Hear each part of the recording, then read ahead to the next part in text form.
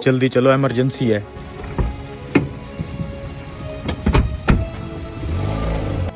Patient की क्या हालत है? सर बच्चे की हालत बहुत क्रिटिकल है। ऑपरेशन थिएटर रेडी है? जी जी सर, सब कुछ रेडी है। चलो आ जाओ। इतनी देर लगा दी आने में, तुम्हें पता भी है मेरा बेटा कितनी सख्त अजियत में है। वो यहाँ जिंदगी और मौत की कश्मकश में है। तुम लोगों में कोई एहसास जिम्मेदारी है कि नहीं?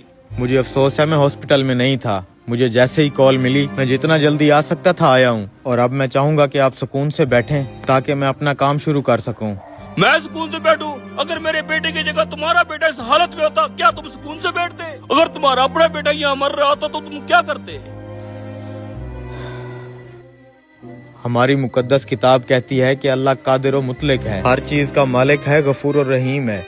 डॉक्टर किसी को जिंदगी नहीं देता और ना ही किसी की उम्र बढ़ा सकता है। आप आराम से बैठें और अपने बेटे के लिए दुआ करें। हम आपके बेटे को बचाने की पूरी कोशिश करेंगे। बस इनकी नसीहतें सुन लो, चाहे उनकी जरूरत हो न हो। सर आपने इसकी बदतमीजी का जवाब क्यों नहीं दिया? वो परेशान है बेचारा, तुम बस जल्दी से हर चीज रेडी करो। जी सर, रेडी है।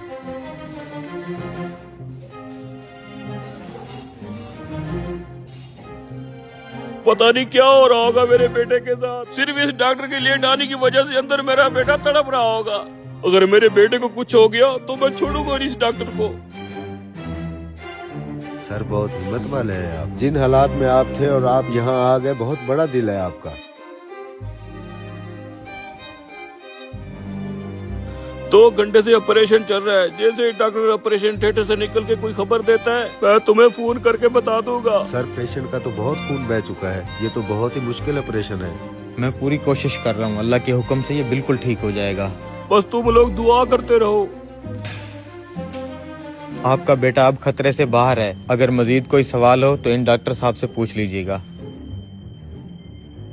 देखो इसे, कितना मगरूर है ये आदमी। एक लम्हे के लिए ही नहीं रुका कि मैं अपने बेटे की हालत के बारे में पूछ लेता। बस करो भाई, कल डॉक्टर साहब का बेटा ट्रैफिक हादसे का शिकार होकर फौत हो गया था।